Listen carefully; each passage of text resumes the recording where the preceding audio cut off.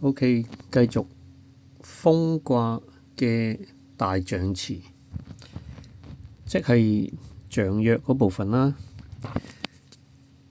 咁要注意一樣嘢呢，象辭呢就唔係周易唔係易經嘅原文嚟嘅嚇，係孔子嘅補充後世孔子嘅補充嚟嘅。咁我相信呢係真係孔子本人嘅説話而孔子呢係我認為佢真係睇得明易經嘅所以就值得我哋參考啊。咁但係佢嗰啲學生呢嗰啲儒生呢，其實有好多呢就唔明嘅，唔明呢咁搞到就古靈精怪咁啦扭曲易經啊，我認為。OK 嗱。翻嚟呢度先，即刻睇啦嚇。象約佢講乜嘢呢？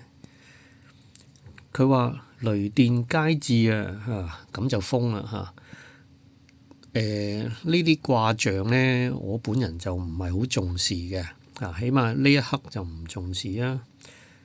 點解係雷電啊？雷火風咁佢個火就叫做電，咁咪雷電啦。我認為唔係好重要啊。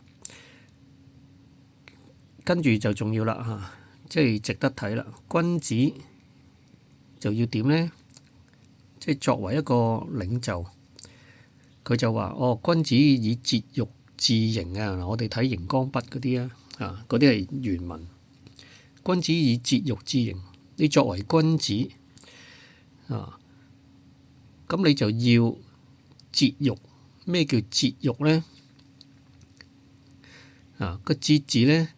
就係截斷咁解中斷截斷個節字呢，我哋今天係剔手邊啦其實呢，如果你睇翻佢甲骨文呢，嗰個就唔係一隻手嚟嘅，其實係一個木字，一棵樹就真係俾隔離嗰個斧頭呢，根就係斧啦咁就劈斷咗，劈成兩截咁所以呢，係斷開咁嘅意思。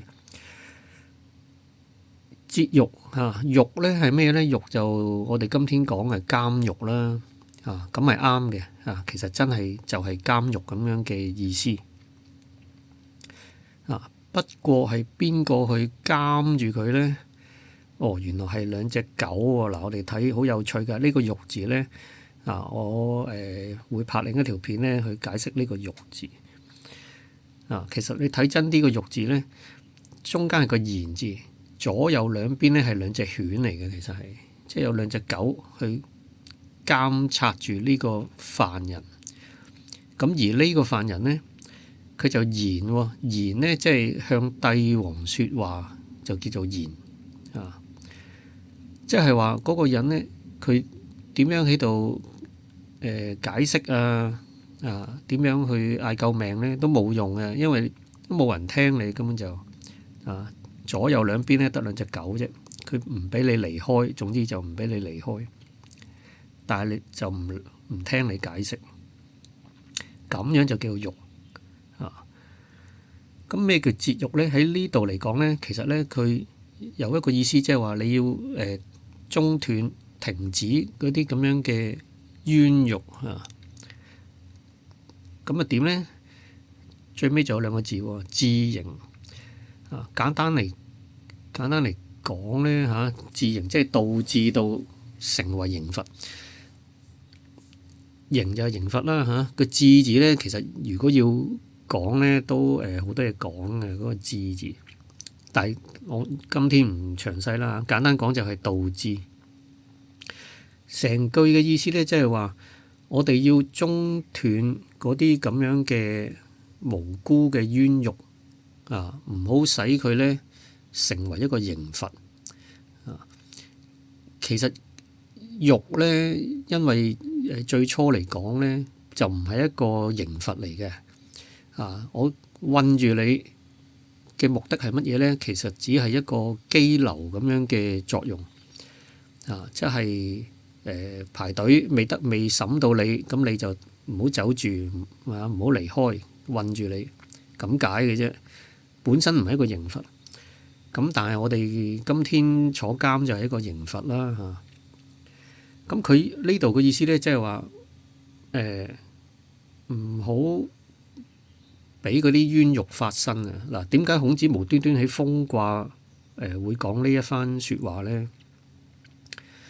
因為我哋睇爻辭時候睇到啊，嗰啲大臣佢點解話要去見一見周文王咧嚇？佢自己諗到一個 idea，就係封住嗰頂轎啦嚇，當係封住嗰頂轎，就唔俾公主咧就見到出面個情況。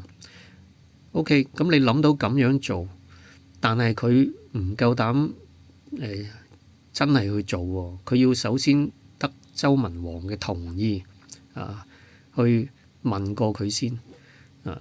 點解咧？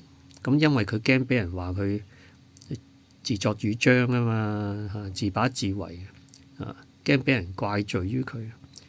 咁然後可能就即係罰佢喎啊。咁所以咧，即使你解釋咧，可能都唔聽啊。即係嗰個王咧唔聽。其實你係有原因嘅，即係點解要咁做？咁所以咧，孔子呢度咧就係即係補充嚇，即係如果你係嗰個王咧，你記得要聽下人哋解釋啊，唔好淨係韞住人哋又唔聽解釋，咁然後導致刑罰。咁如果係咁樣咁啊點咧？咁就個個都唔夠膽自己揸主意，就樣樣都要問過你噶啦，就變成嚇。OK 嗱，咁呢個咧就係大象辭豐卦嘅。OK，呢一節講到呢一度。